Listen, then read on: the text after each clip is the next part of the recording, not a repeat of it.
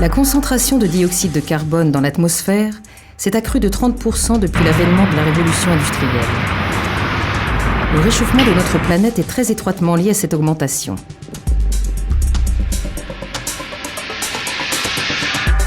Les dérèglements climatiques qui en résultent auront des effets importants sur les écosystèmes et de sérieuses conséquences socio-économiques si cet accroissement de dioxyde de carbone ne se stabilise pas rapidement. Il est aujourd'hui essentiel de mieux comprendre les changements actuels et d'essayer de prédire ce qui va se passer dans les 50 prochaines années.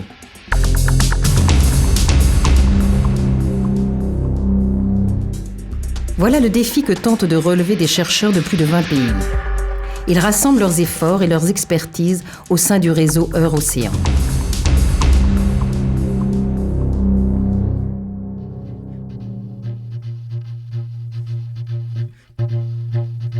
Les mers couvrent 70% de la surface du globe et participent à la régulation du CO2 en absorbant un tiers des émissions produites par l'homme.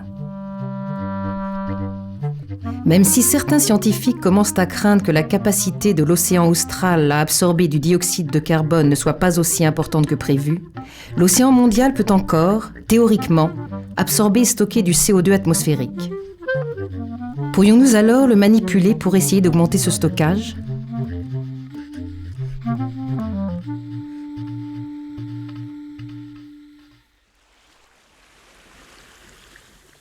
L'océan échange du CO2 avec l'atmosphère à travers deux voies. Une première est la pompe physique par laquelle le CO2 se dissout dans les eaux froides et denses qui plongent vers l'océan profond. L'océan froid agit en tant que puits pour le CO2, alors qu'au contraire, l'océan chaud en est une source. La deuxième voie est la pompe biologique par laquelle les algues microscopiques, présentes dans les eaux de surface, fixent du CO2 par photosynthèse. Ensuite, lorsque ces algues meurent, la matière organique sédimente en profondeur. Cette pompe biologique permet donc le transfert du CO2 atmosphérique vers l'océan profond via le cycle du carbone. Cependant, dans de vastes régions océaniques, cette pompe biologique tourne au ralenti. Près du quart de l'océan mondial est globalement très pauvre en microalgues, appelées phytoplancton, et ce malgré des eaux paradoxalement très riches en sels nutritifs, comme le phosphore et le nitrate, véritables engrais naturels de la mer. Que manque-t-il à ces microalgues pour proliférer dans ces immenses territoires océaniques ? Dans les années 80, des scientifiques ont émis l'hypothèse selon laquelle la croissance du phytoplancton dans ces zones serait simplement limitée par une carence en fer. Le fer dissous est naturellement peu abondant dans l'océan et particulièrement rare dans les eaux superficielles du large. C'est encore plus vrai dans des mers éloignées de toute terre comme l'océan austral. Elle ne bénéficie pas des apports de poussière chargés en fer transportés par les vents depuis les zones désertiques. L'un des scientifiques, John Martin, a déclaré « Si les algues poussaient mieux dans l'océan austral, elles captureraient plus de CO2 atmosphérique. » Et, sur le ton de la plaisanterie, d'affirmer à ses collègues « Donnez-moi un demi-supertanker de fer et je résoudrai le problème des excès de CO2. » S'ensuivirent une douzaine d'expéditions océanographiques dans les zones paradoxales de l'océan.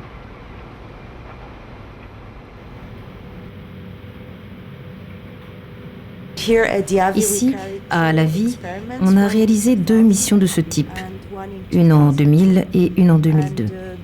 Les deux ont eu lieu au sud du front polaire, dans l'océan austral.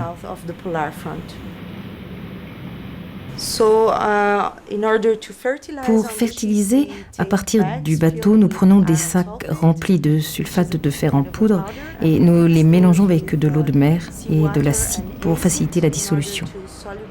Après avoir bien mélangé le tout dans des cuves, la solution est injectée dans l'océan par l'arrière du bateau grâce à une pompe.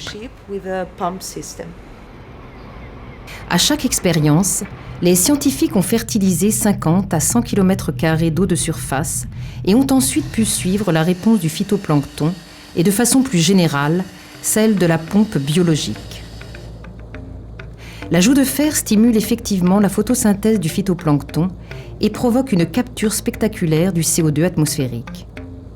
Mais ceci n'est pas sans conséquences sur l'écosystème. La composition de la communauté des microalgues en est affectée et les crustacés zooplanctoniques, attirés par cette floraison, prolifèrent. Les expériences montrent que seulement une petite partie de la matière organique produite en surface est exportée vers l'océan profond.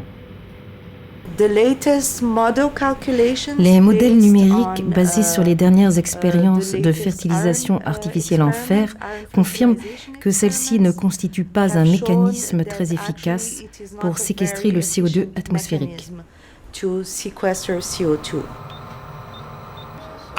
Suite à toutes ces expériences, nous savons maintenant que les quantités de fer nécessaires pour capturer un certain volume de CO2 de l'atmosphère sont bien plus élevées que ce qui avait été initialement suggéré. On sait qu'on a besoin d'environ 40 fois plus de fer qu'imaginé.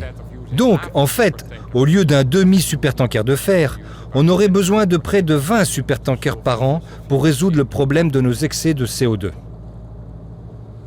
Confirmant ceci, des chercheurs d'Eurocéan ont aussi étudié la fertilisation naturelle en fer et le piégeage du carbone organique en profondeur près des îles Kerguelen, dans l'océan austral. Ils ont récemment démontré que la fertilisation naturelle en fer est plus efficace que la fertilisation artificielle.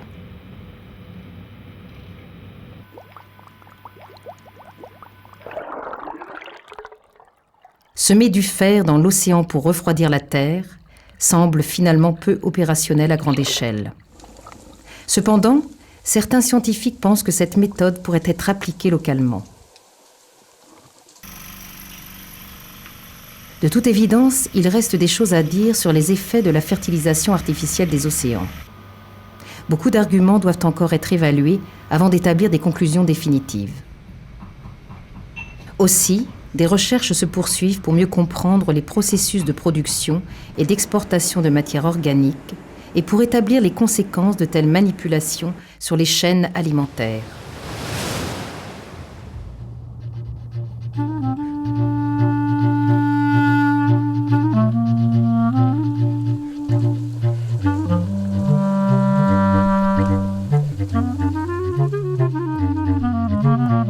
L'océan peut-il nous offrir d'autres solutions ? L'océan offre d'autres voies possibles pour améliorer la capture de dioxyde de carbone.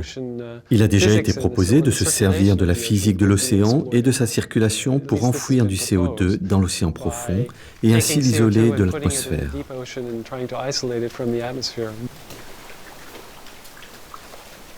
Pour utiliser l'immense réservoir océanique à des fins de stockage, il faut faire appel à différentes technologies. Dans un premier temps, le dioxyde de carbone doit être piégé à la source sur des sites industriels particulièrement polluants comme des centrales thermiques ou des cimenteries. Le CO2 est ensuite transporté sous forme liquide. Relativement pur, il est enfin injecté directement dans l'océan profond. La chose s'exprime simplement. Or, elle est complexe et coûteuse à mettre en œuvre. Toutes ces options sont encore à l'étude. La validation passe par des expériences pilotes et des modélisations numériques. Nous avons utilisé un modèle de circulation dans lequel du CO2 est injecté dans l'océan profond à 7 endroits différents. Les sites sélectionnés se trouvent près de villes fortement peuplées et à proximité de zones océaniques profondes pour diminuer les coûts de transport. Les endroits choisis sont Bombay, Jakarta, Tokyo, San Francisco, Rio de Janeiro, New York et le golfe de Gascogne. L'efficacité du stockage profond dépend de la durée pendant laquelle le CO2 reste isolé de l'atmosphère. Nous avons mis en évidence que plus le CO2 est injecté en profondeur, plus longtemps il reste enfoui. On s'y attendait, mais nous avons pu quantifier les différences. On s'est aussi intéressé à l'efficacité de rétention de l'océan sur plusieurs siècles. Après 100 ans, 90% du CO2 injecté est toujours dans l'océan, et après 500 années, au moins 50%. Nous sommes tout simplement en train d'acheter du temps. Au-delà des capacités de stockage du CO2 dans l'océan profond, il faut bien sûr examiner, dans le détail, les effets secondaires comme l'acidification des eaux. Directement liée à l'augmentation du CO2 dissous, elle aurait des conséquences graves sur les écosystèmes marins. L'océan seul n'est pas la solution.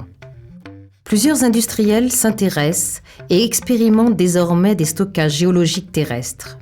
Les problèmes sont différents et tiennent pour l'essentiel à l'étanchéité du point de stockage. Ici, en mer du Nord, au large de la Norvège, on expérimente depuis 1996 une autre voie complémentaire.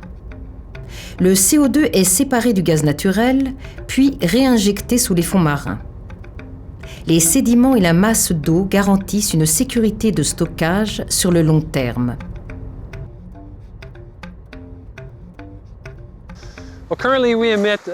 À l'heure actuelle, nous relarguons 7 milliards de tonnes de carbone dans l'atmosphère chaque année.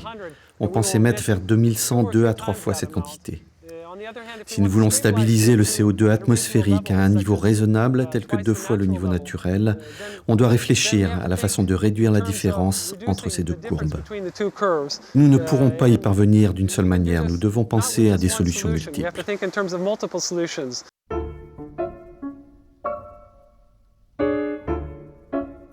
Pour infléchir cette courbe, chaque solution compte.